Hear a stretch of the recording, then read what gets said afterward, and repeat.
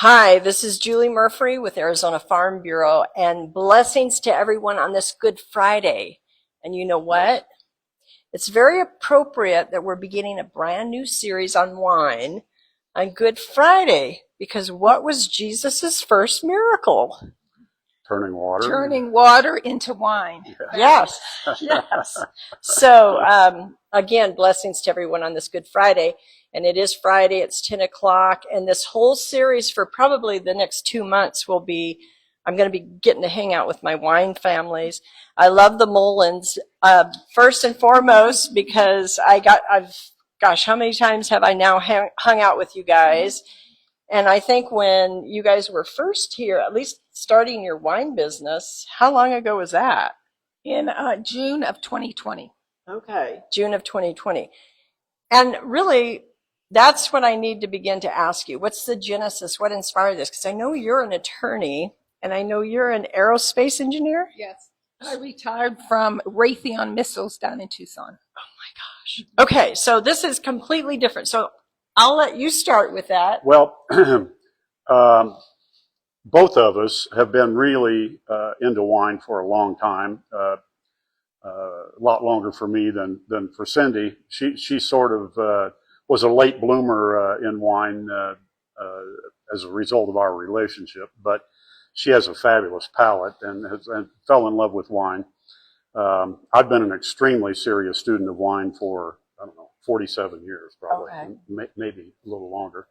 And when I say student of wine, I don't just mean enjoying good wine and drinking it, but actually studying how it's grown and how it's made. We've been to Europe probably 50 times. Cindy a lot more than that because she used to work in Europe. In fact, she was automating nuclear power plants in Europe when I met her when she was 29 years old. So, oh my goodness, she's a brilliant person and has done a lot of really cool things. You fell in love with beauty and brains. I love smart women, I have to say, yes. Anyway, we've been to hundreds of wineries, and not just in Europe. They don't have tasting rooms. In Europe, you experience the wine by going to a local restaurant where they serve local wine. And over the years, whenever I was really impressed with a local wine, I'd say to the restaurant, I assume these are your friends. Any chance we could go visit them tomorrow? And we'd spend the day at a winery learning how the wine was made. And so I'm a geek, and I just love to learn about things that I'm interested in. Anything in life that I'm interested in, I like to study. But anyway, when we moved up here in 2015, I found out about the viticulture and enology program at Yavapai College, and signed up for classes in January of 16, and I graduated with an associate degree in June of 17. So I'd never really had the bug for making wine until I took that program. And Michael Pierce was such a fantastic instructor that he really kind of ignited that passion in me, where previously it had only been a desire to grow grapes. I've always wanted to grow grapes. And so you're a farmer first, as many of you like to say. Yes, farmer first. We planted vineyards before we even decided to start a winery. Really? So anyway, that's, I think everything kind of coalesced because of COVID. Cindy and I were sitting at home, even though Arizona was not as Nazi as most of the states as far as locking down everything. Still, a lot of the businesses were closed. Sedona was pretty heavy-handed with that kind of thing. And just wasn't a lot going on. And we were sitting at home, and, I think I was 69. I was 69 then. And, at that age, it's not very healthful to be sitting, doing nothing. Yeah. And I actually started feeling a little claustrophobic, maybe. And so just on a whim, I said to Cindy, what do you think about starting a winery? And what did you say? And I said, Okay, hon. Yeah. And I was for it all the way. Yeah. And it's been a great time. Yeah. We have so much fun. Yeah. Awesome. Okay, it's good to hear that. Yeah. So from her side of it, she was getting ready to retire at the end of 20 from Raytheon. And I think she was a little worried about what she was going to be doing during retirement. I think both of us thought maybe I was going to be her project, you know. Anyway, she's always worked very hard and been very career driven. And the idea of just doing nothing, I don't think appealed to her at all anyway. And so I would not have done this without her. The wine business is an extremely complex business. Not only is the agriculture part of it, the growing part of it, extremely difficult, but it's also manufacturing, marketing. Here we have a tasting room where we have direct sales. The accounting is extremely complex. It's just a really tough business. And she checks all the boxes from a business standpoint that I don't, and vice versa. And You're a good team, hon, right? We're the perfect team together. We're a perfect team. But I wouldn't have even dreamed of starting a winery without her being on board 100%. Wow. So pausing for station of identification for any of you that have joined us live. This is Julie Murphy with Arizona Farm Bureau, and I'm standing to my right is Emil Molin of Cove Mesa and his wife Cindy of Cove Mesa, and they're like a team to be reckoned with when it comes to wine. And starting this kind of like when everybody's thinking about retirement, but you guys completely went in the opposite direction. Yeah, we basically work every day, 7 days a week. We don't take time off. We just love this, and it is fun for us too. So good. Well, okay, so I am going to ask some farming questions, and I'm sure Emil will want to do a lot of those. But I see you guys as the C-suite pair, like the CEO and the operating COO or CFO. Or CFO. I'm the CFO. So okay. I love but really, I love the books. I love money. But really, we run different aspects of the business. So, I am the executive winemaker. We do have a wonderful woman who is our full-time winemaker, who's in the winery every day, executing most of the activity. But I'm very heavily involved in decision-making and so forth. But she, as CFO, she's involved in all of the businesses very heavily because, as I said, it's a very complex business, and we have our life savings invested in this. I have so much respect for farmers and ranchers. I know I grew up in Indiana, and I know, even though I wasn't involved in agriculture in Indiana, I had friends who were. And the amount of hours and the dedication it takes. I mean, I've known that since I was in high school. And I have so much respect for those people because, 99% of the population, number one, has no idea what it takes to be successful doing that. And number two, 99% of the population, or 99.99% of the population, could not do it. They could not mentally or physically dedicate themselves to the rigors required of agriculture. And ironically, they want to tell us how to farm. Exactly. Okay. So speaking of farming, we're going to get into that a little bit. And who wants to answer this question? What are your varieties? Well, we have 8 varieties planted, and 2 of them are the vast majority of the vines. We have 12,000 vines planted here in Cornville.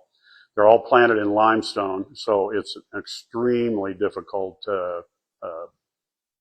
soil type to get the vines established. It's taking a lot longer than it would down in Willcox, for example, where they have a lot more topsoil and it's a lot easier to plant and so forth. I remember when you guys were planting the first time that a colleague of mine, we went up to visit you, and it looked like they were having to like hit it with a jackhammer almost. I'm exaggerating. Oh, they were. If I told you how much per vine that we spent on planting that vineyard, you would think we were certifiable. We will never get our money back out of our 2 vineyards here. I mean, if we live to be 100, we will not get our money back out of those vineyards. Not the money, but the love. Yeah. And the fun. Well, and you know, when you have a high-end winery like ours, it is important to have estate grapes. And so, you know, we don't second guess the fact that we planted, but it is a very difficult thing financially. And as I said, we have our life savings invested. So the one thing we have in common with the farmers and ranchers in Arizona is that we work 365 days a year. Right. We used to go to Europe twice a year. She has family in Italy. We've been to Italy 24 times, actually. And we had not been since 2019. We did go for 2 weeks this past July. It was the first time that we've taken a vacation in 5 years. So you know, I'm a little. I don't know that I want to compare what we're doing to somebody that has to get up at 5 o'clock or 4 o'clock in the morning every day to milk cows and doesn't go to bed until 10 o'clock at night doing that stuff. But we are working every day, all day. We're working a lot of hours a week. And I don't get this vibe though that you guys just like to sit back and watch TV, obviously, because you don't have time. But okay, now I digressed. So the varietals. For your estate wine. We have 4,000 vines of Aglianico. That's Aglianico. That is the red grape from the Campania region of Italy. And the name is sort of a Latin version of Greek. Okay. I'm meaning from Greek, because at some point in time, it was at least believed that those vines were planted in Campania or in Italy by the Greeks who were colonizing in Italy. It's a fantastic red grape. It's one of my favorites of any kind of a grape. The Italians consider it to be one of the top 2 or 3 best grapes in Italy, even though Americans in general don't know a lot about it. It's a fantastic grape for Arizona because we have a lot of trouble with maintaining acidity in our fruit here because of the intense sun and because our vines are getting ripe when it's sometimes 110 degrees. And you know, the sugar levels are zooming up and the pH is zooming up at the same time. So Aglianico is a grape that really maintains acidity well. And an Italian grape. Yes, it's a really good hot climate grape. The other grape that we have 4,000 vines planted is Assyrtiko, Assyrtiko. And that is the white grape of the Greek island of Santorini. And it makes spectacular wine. I don't know why it's not more widely planted. In fact, Jancis Robinson, who was the first woman master of wine, has lamented that fact a number of times in articles that I've seen her write over the years, that she can't understand why it's not planted around the world. As far as I know, we have the only commercial vineyard of it in the United States. And what's it called again? Assyrtiko. And I planted it because, number one, it makes spectacular wine. But number two, Santorini is the hottest and windiest vineyard in the Mediterranean. And hot and windy describes our vineyards here extremely well. And even though in Santorini it's planted in volcanic soil, we have it planted here in limestone because Santorini is a volcanic island. I mean, it was like many islands are. Anyway, we also have 2 other white grapes, Greco de Tufo, which Greco, as you can tell, also means Greek. Right. And that is my favorite white grape from the Italian region of Campania. And then another white grape that really has been championed by Kent Callaghan, primarily. I think he's kind of brought it to the attention of a lot of us here in Arizona. And it is Petit Manseng, which Manseng, which is a very high acid grape from southwest France, very close to the Spanish town of San Sebastian. So, and then I have also Terroir from northeast Italy, a red grape. Graciano, which is a red grape from Rioja region of Spain. Tempranillo, which is also a northern Spanish grape. And Mourvèdre, which we think of as a French grape, but in fact it is a Spanish grape. In Spain it has a different name, but those are all the grapes I have planted. You may know her, Valerie Halsey Ibarra. She has worked with the Arizona wine growers and also some other organizations promoting wine. And one of the things that she has always said is that Arizona does really good at growing the grapes from Italy, the grapes from Spain. And honestly, really, really well. I know historically people said maybe Bordeaux grapes, the Cab, Merlot, Cab Franc, Petit Verdot, Malbec, maybe weren't the best grapes for Arizona, and I think that's 100% wrong. We've just made our first Bordeaux blend, which we call Claret, which is the British name for Bordeaux. Bordeaux is a protected name that we can't use. Right. But Claret, C-L-A-R-E-T, is kind of a bastardization of a word, C-L-A-I-R-E-T-T-E, a word that means light colored in French. Originally, Bordeaux wines were light colored. And so the British started calling it Claret. Over the years, it's morphed into C-L-A-R-E-T. Okay. But I think it is spectacular. I love, you guys all know Jim Graham. I love the fruit from Jim Graham's vineyard. I have Petit Verdot, Cab Franc, and Cabernet Sauvignon that I think are wonderful. So I think French grapes, and of course the Rhone varietals, I think Arizona might be more famous for the Rhone varietals. Really? Syrah, Grenache, and Mourvèdre, which, as I said, is really a Spanish grape. And I think she says that too, but what she points out is how amazing we are at growing the grapes we do and the varieties we grew. It's shocking. I have people come here from, that own wineries in other regions, and they're shocked at how many really great wines we have here in our tasting room of all of these very diverse grapes. And so the question I have, and that's one of the reasons why you can say that you're a high-end winemaker, and some of the varieties that you grow just in your own vineyard are very rare. So you can do the estate wines, but what's the average,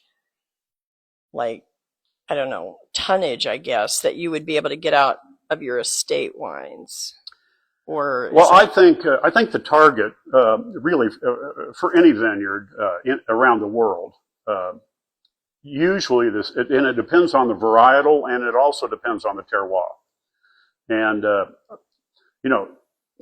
because we're talking about agriculture, I want to explain what the word terroir means. Yes, please. Because it is probably the most important word to understand in viticulture, which is the growing of grapes. Terroir is a French word, but it's used by the Spanish and the Italians and everybody because it's such a descriptive word. And what it is everything that influences in any way a vineyard. Okay. So latitude, longitude, elevation, temperatures, humidity, rainfall, water, soil, everything that affects a vineyard all together is called terroir. Wow. And so when you hear, a lot of Europeans have a very low regard for American wine because all they've ever tasted is California wine. And in California, they use so much new oak. a lot of wineries manipulate the wine so much in the wineries that it loses the connection to the soil. And so all over Europe, they say American wine shows no terroir, no connection to the soil. Wow, okay. interesting. But when Which is not true if they come to Arizona. it's actually, and every time we go to Europe, we take 3 cases of Arizona wine with us. So this last time was the first time we were able to take our wine, but I've always taken Bodega Pierce and Tumbleweed and Burning Tree and Page Springs. I mean, serious wine people in Europe, sommeliers, restaurant owners, winemakers. So what are they saying? They love Arizona wine, and they're shocked. First of all, they had never heard of Arizona as a wine area, for good reason, of course. And we're still, teeny tiny as far as production, but they love the wine. And the same is true when I take wine when I go to California. And in California, you can take your own wine into restaurants where you can't do that here. But the sommeliers and general managers of the best restaurants in California would love to have our wine. Excuse me, sorry. But it's probably it's too limited. That's the other thing that makes the Arizona wine industry special. It's rare. It's rare. And there's always a quality and a value when we talk about rare. So our wines are very European style. They are not like California wine at all. They're much more elegant, and they really show the terroir. So, for example, one of my favorite grapes in Arizona is Golden Rule Sangiovese from Jim Graham. It's very distinctive. I think he grows the best Sangiovese in the state. I love the wine we make from it. But everybody recognizes that because of the way we make our wine. If we make Sangiovese from 2 different vineyards, they taste completely different, even though they were made exactly the same. And so we've made Cabernet from Rolling View, the bodega, the Pierce family vineyard, and Carlson Creek right across the road. Made them exactly the same way, in the same vintage, and they taste totally different. And that's to your point about the terroir. The terroir, right. And it's shocking how terroir can even vary in one vineyard. It is one of the main things about what affects vines, even certain rows in a block of grapes. If you did an infrared study, time lapse, which I've seen from a lot of wine areas. I've never seen any from Arizona, but you can see the cold air moving like streams or even rivers, around vineyards, through vineyards, and so where you see that colder air moving, the vines that are in that colder airflow are going to be different, produce different fruit than the ones that are, maybe one row over that are outside of what looks like a stream of cold air. That is so amazing. And so it is so site specific, and location specific, has a huge impact on, So my other question then, we're kind of getting off my script, which is fine, but one of the things that strikes me about you guys, and having just my very informal novice way of tracking, I celebrate it because it's agriculture. And you know me, I'm in the business of promoting Arizona agriculture. But one thing that strikes me about you two is that once you dove into making your own wine and having your own wine business, overnight you kind of did. When you think about it, you just made the decision during the pandemic, and it's only 2025. Or am I delusional? No. Didn't it go quick? It did. So we have now entered 4 Arizona Governor Cup competitions, and 2 San Francisco Chronicle competitions and 2 San Francisco International competitions. And we've won a total of 150 medals. Yeah, I was looking at that over there, and that's really only in the last 2 years? Well, starting 4 years ago that we entered. 4 years. Starting in 22. Yeah, Starting and in 22. Yeah, and in 22 we won the Arizona Governor's Cup for best wine in the state. Now, what is this lineup here? And So- is this in just the last year or what? These are these are all the ones from the recent Governor's Cup competition. Yes. Yeah. And we won 3 best of class and 3 double gold. So, I mean, we did fantastic. Yeah, we actually won 4 best in class because Graciano, we won. We had our Graciano was a finalist for the Arizona Governor's Cup, and so it was the highest rated Graciano. But they don't have a class for Graciano yet. I don't know why, but so it's not officially best in class. But we had 3 wines that were finalists for the Arizona Governor's Cup this year, and we had finalist for the Arizona Governor's Cup last year. And it's fun because I don't know if you know who Pavle Milic is, but Yes. Pavle is a very important person in the food industry and now also in the wine industry. He has his own winery down in the Sonoyta Elgin area. And co-owner of a restaurant in downtown Scottsdale. F&B. Yeah, F&B. And he called. Charlene Badman is the chef. Right. Yeah. Fantastic restaurant that only Yes. that only sells Arizona wine on their wine list. But anyway, he called me just before the Arizona Governor's Cup awards celebration because he saw that we were invited, and we were invited to bring 3 wines to pour, and those were the ones that were the finalists for the Arizona Governor's Cup. Anyway, he called and he said, he says, when you kind of burst on the scene and you won the Governor's Cup in 22, I thought, well, that's really cool, but could be kind of a fluke or something. But then I see every year you have finalists for in best in class wines. And he said, I'm really kind of shocked that you've been able to come out of the gate and every year have very top wines. And he said, I just felt like I had to call you and congratulate you. And we had a really good conversation. I told him about just winning all these awards this year at the San Francisco Chronicle and San Francisco International. And he said, so why do you send your wines there? It's very expensive to do that. I think we spent about $10,000 this year with entry fees and shipping and not even including the cost of the wine we sent. But I told him, I said, there's still this ignorance among the wine drinking public in Arizona even that thinks California or international wines are just way better than Arizona.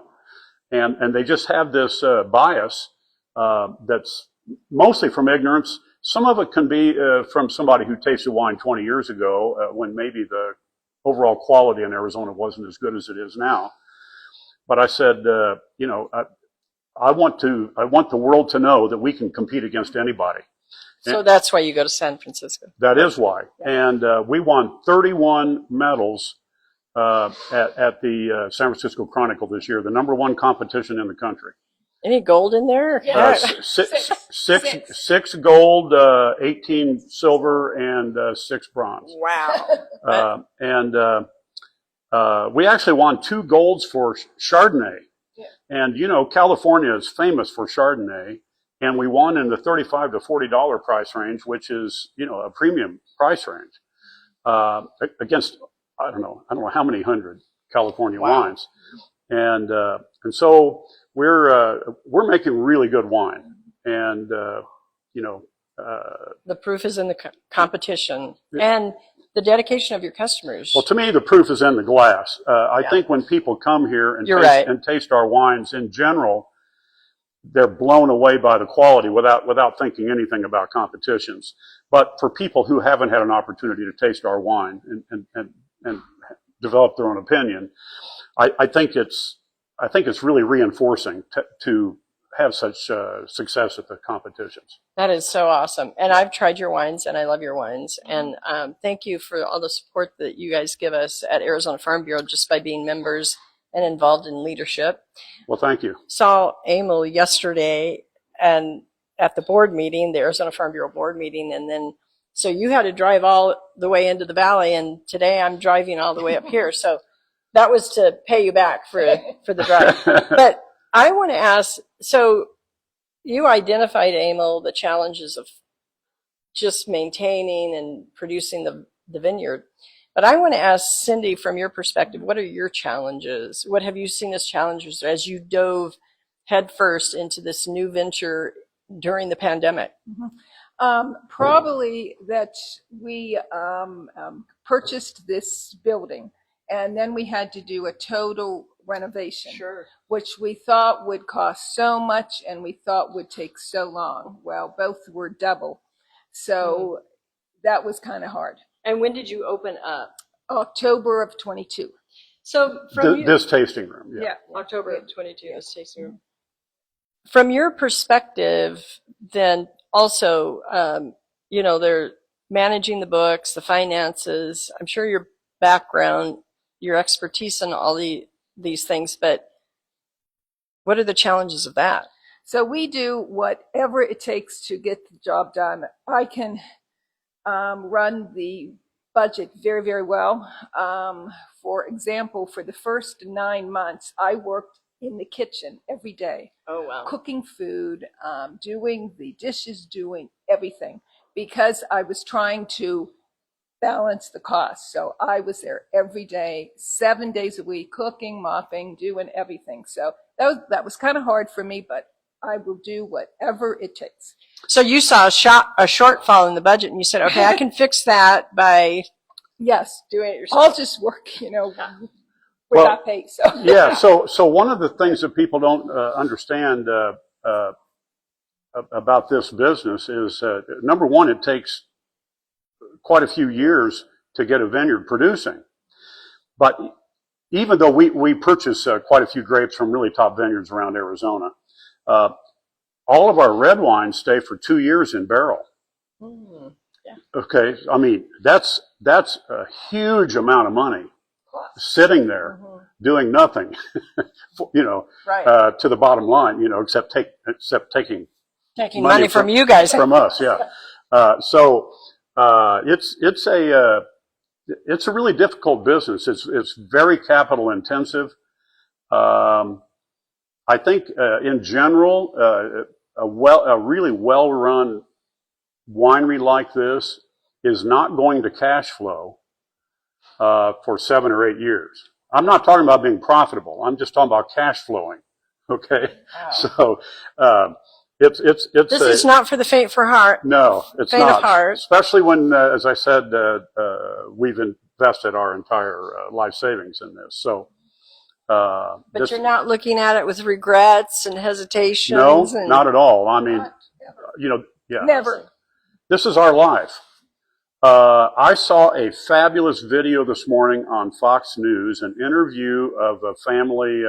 They were, I think, obviously future farmers of America. Yeah. And it was from a young woman who had her mother had posted video of her showing pigs in competitions, and the intense look on her face was so amazing that it's become a TikTok video sensation.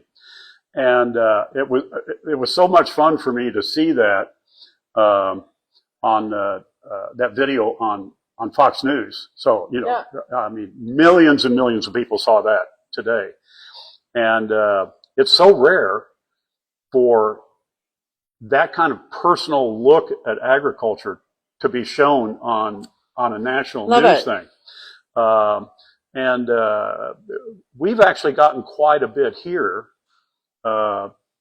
because, obviously we're making really good wine. But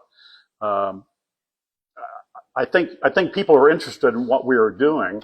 Right. And I'd like to see that interest across the board in agriculture, because so few people know what actually goes in to growing crops and to bringing them to the market and all that kind of thing.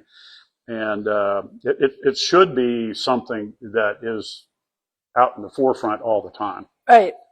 Hence why we do what we do. pausing for station identification. I jokingly say that because we're doing this through Joel's smartphone, and Joel Carr, who goes all over the state with me to do these segments. Joel, thank you for everything you do. But we want to mention that, you know, this is with Arizona Farm Bureau, our weekly Talk to a Farmer Friday. I'm here with Emil Molin and Cindy Molin of Cove Mesa, award-winning wines, and I'm learning a lot from this conversation from both of you. One of the things, too, that I want to talk about is just the industry in general. There was a recent study done. I think it came out of NAU, wasn't it? It did. The economic study? Right. And They've done the last two in Arizona. They do a very good job. And they came out with 4.2 billion is the value add contribution that the Arizona wine industry gives to the state. yeah, so there are a couple of things that people need to know about growing grapes. Number one, it is the most efficient water use Yes. agricultural product that there is. Very low water use compared to almost any other Crop in the crop. state. Right. In addition to that, it produces by far the most return Yes. to the local economy of any crop there is, because number one is the value of the crop from the field. And I don't think I answered that question you asked earlier about what we produce per acre. But typically, the sweet spot is 3 to 5 tons, depending on the varietal, depending on the vineyard, and also what the end use of the grape is going to be as far as what level wine and so forth.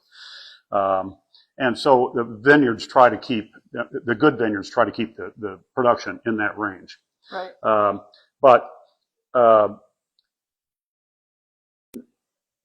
there is the return to the farmer for growing the grape, but then all the processing, all of the the labor that goes into the processing and manufacturing of the wine, and then the sale of the wine, either directly to consumers or through wholesalers to restaurants, retailers, and so forth, all along that line, all the way to the consumer at a restaurant, and the tips that servers get for serving wine. The value added is dramatically higher than any other crop there is. Well, except maybe weed or something like that. Maybe I don't know what the return is for marijuana, but But it's up there. It's probably pretty high. But for what I would call more traditional crops, grapes are by far the biggest value added of any other crop. And that's why it's important for us to support the industry and recognize its contribution, not only the baseline, the value of the grapes once they're harvested, but again, to your point, that value add that you bring to it all along the supply chain. And the one thing I left out, which makes it easier for people to understand why it's over $4 billion, is because wine tourism Yes. adds a huge amount of money. I mean, the hotel rooms, the money spent on food, and everything that goes along with wine tourism. A lot of people, more and more people are coming to Arizona, and the Arizona Bureau of Tourism, is involved in these studies with NAU and so forth. So the tourism aspect of it adds a lot of the value. So to that point, then, are you guys ready for what could potentially happen if we keep marketing Arizona wines to people beyond and outside of Arizona? I think we are. For a long time, we didn't have enough fruit here for what we were trying to produce and sell. And so at the beginning, wineries were having to supplement Arizona fruit by buying California, maybe some New Mexico, but mostly California fruit, because Number one, it's cheaper. Arizona fruit is not inexpensive because it's very expensive to farm here. And do you think partly because you only have so many acres of the vineyards? Part of it is scale, for sure. That's a big part of it. A lot of California fruit, the vineyards are all pretty level. They've got a lot of mechanized harvesting and weeding. They can do a lot to make it less expensive to farm there. You really can't here yet, though, No. for the scale that we are. No, and comparing, so people all want to know why we buy so much fruit from the Willcox AVA. Well, number one, it's fabulous fruit. Okay, I don't want anything I say to make you think we're sacrificing something by buying fruit from there. We're not. It's fabulous fruit. And it's still local. It's Arizona grape. It is Arizona, but people would like to see more. And I use as much fruit from up here as I can buy, as I can get, and I'm going to be really happy when our vineyards are fully productive. But up here, there's almost nothing level. It's extremely rocky here. There aren't any large, like rectangular type parcels that lend themselves, to being easier to farm. In my vineyard, you can't dig a hole with an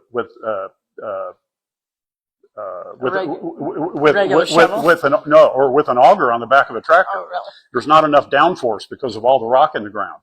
So you have to use mini excavators and stuff to even for the augers. And then in a lot of cases, like you saw in my vineyard, you have to take the auger off and put a jackhammer on there. I was going to say, literally a hammer through the jackhammer. rock.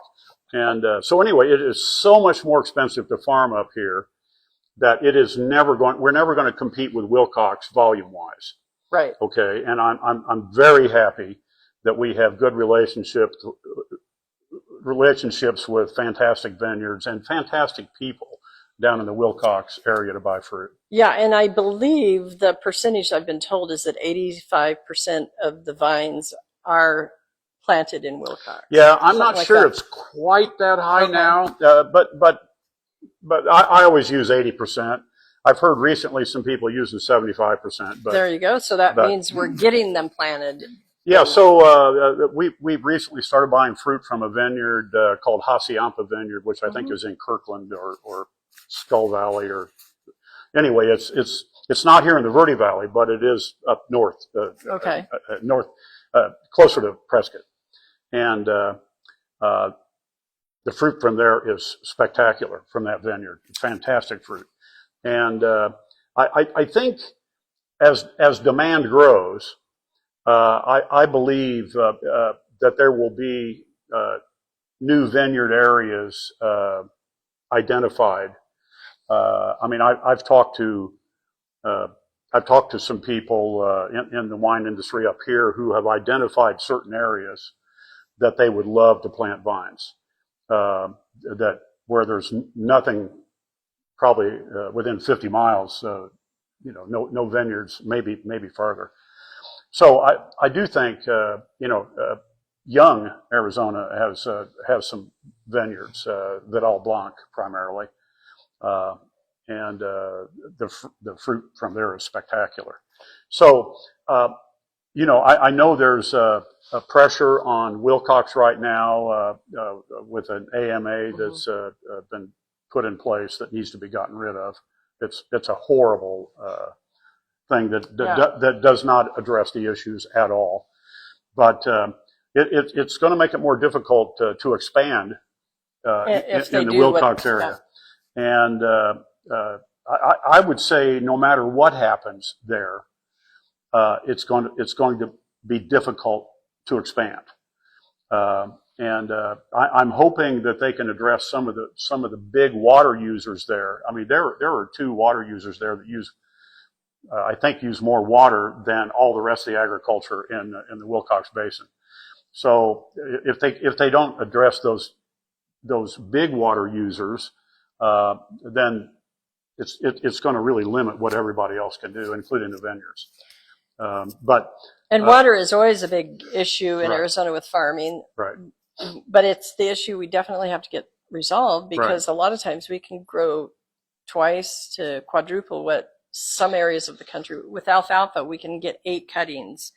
In the Midwest, it's only about 3. So we have to keep our focus front and center on the water issue. Well, and I think for alfalfa, you know, because I'm so pro local ag, alfalfa is an important thing for local ag here. I mean, you know what George Frisvold, our professor from U of A, says? What? Alfalfa is the local food of the local food. Exactly. Our beef and our dairy. So the only problem I see is that you know, people from other countries are harvesting water here to grow alfalfa that is not used here in Arizona. Well, they are still farming, and they're still farming. But they're still farming, but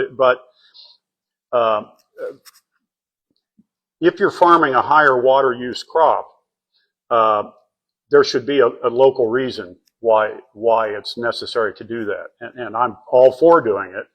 I would just rather see the benefit stay here. Well, I have one more question for us. This has been a fantastic conversation, fantastic interview, great insights. My hunch about how quickly you guys have ramped up in the wine industry has been confirmed, Emil, by your insights. But this question is for both of you. This last question is for both of you. From your perspective, I'll ask you first, and then I'll ask Cindy last. From your perspectives, why are Arizona wines so special?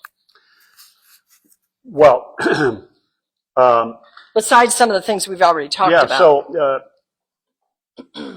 again, I guess the short answer is terroir. But really, what the terroir gives us here are grapes that really dictate that we make elegant, classic style wine, more old world style wine. And one of the things that I did not mention that is so important in our terroir here is that we have the largest diurnal shift, the difference between the cold morning temperature and the hot afternoon temperature, the largest of any wine growing region in the world other than Mendoza. And so that is the fact that it gets cold at night here is why we can grow fantastic grapes in the desert. You know, that is a result of the altitude of the vineyards. You know, our vineyards here are at 3,650, and a lot of the vineyards in the state are well above 4,000, even above 5,000 feet. And what is that temperature range? Is that like a 30 or 40 degree shift? Well, it can be even larger. Wow. It can even be 45 degrees. And so, for example, I don't mean to demean Texas. Texas has a much larger wine industry than we do. They grow a lot more grapes, but they do not have the diurnal shift. It does not get cold at night there. The quality of their grapes is nowhere near the quality of Arizona fruit. And as a result, for all the hundreds and hundreds of millions of dollars invested in the wine industry in Texas, they cannot make wine at the same level that Arizona can. So that's a very special thing about Arizona wine then. I love that. It is. I love it that. is. And in fact, the only place in the U.S. that is kind of similar to here is Idaho. Now, it's a lot farther north, but Idaho is also a high country desert. And the wine, they make beautiful wine there. And it's a small industry. It is the most like Arizona industry of any of the places in the U.S. And my daughter lives in Eagle. Our daughter lives in Eagle, so just outside of Boise. And so we have been able to experience Idaho wine quite a bit in recent years. And it's shockingly good too. Really good wine. So that's anyway, good to know. So yeah. Those are, and obviously wine grapes, the terroir, all of that stuff is so important. And you can even speak on a broader scope to the industry, but what to you is special about this industry? I think because there are so many types of wines There are big reds, light reds, rosés, all kinds of whites. Typically, when you go to California, there are just a couple reds and a couple whites. We have such a large range, so people can come that like the big reds here. They're like the other types of reds. It is fine here. So I love to hear that too, and I just got some more wine tasting training, and the whole range. It was 7 different wines. Now it wasn't just, I wasn't actually at a winery, but the other thing that strikes me, Emil and Cindy, about what I listened to today and why you have been able to produce a master class of wines, as I will call it humbly, is you really tested your palate on some quality wines in Europe. And you came back with a lot of knowledge, a lot of conviction, a lot of passion, and it definitely shows in your wines. Well, I think it does, and truly, the wines represent my personality, I would say, and definitely my style for wine. I'm extremely happy with where we are. We have this wonderful woman winemaker now who I think is even going to elevate us even more.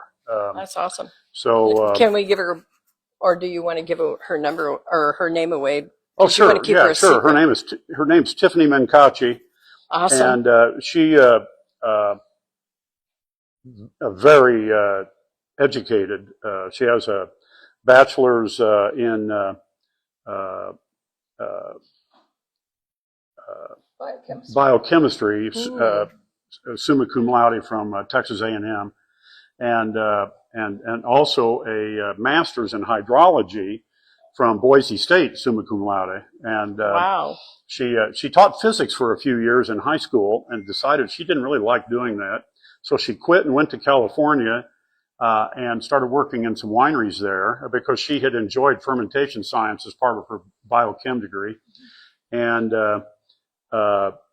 she then went to Idaho, where she was assistant winemaker for 7 years at Sawtooth Winery, which was a really good winery.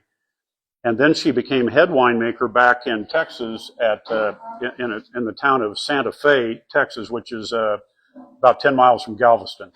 So she grew up in the Houston area and then worked as head winemaker until that winery was sold. But last year, when we hired her, she was on her way to San Francisco. She had won 2 Best in Class at the San Francisco Chronicle. And if you can do that with Texas wine, you're one hell of a winemaker. Wow. She came here to interview, brought a case of her wine with her, and every single bottle was better than anything I'd ever tasted from Texas. And I've been drinking Texas wine since 1978. So I was extremely impressed with her ability to make wine. And I'm having so much fun working with her. We do a lot of blending trials, all kinds of trials. She loves lab work, and so. How long has she been with you? It was a year, a week ago, I think. So. Well, she sounds like a keeper. Yeah, and you know, we were able to get 3 of her whites. She had a baby December 26th, which was a scheduled delivery, so we knew when she was going to be gone. And we needed 3 white wines for our February wine release, and so we bottled 3 wines before she. God bless her. 3 of her wines before she went off on maternity leave. Oh, I love it. But I was able to get those wines submitted to the San Francisco Chronicle, and the Chardonnay won gold from fruit from Pillsbury Vineyard, and the Viognier from Pillsbury Vineyard fruit won silver, and Carlson Creek Riesling won. Carlson Creek Riesling won silver, and they had only been in bottle for about 4 weeks.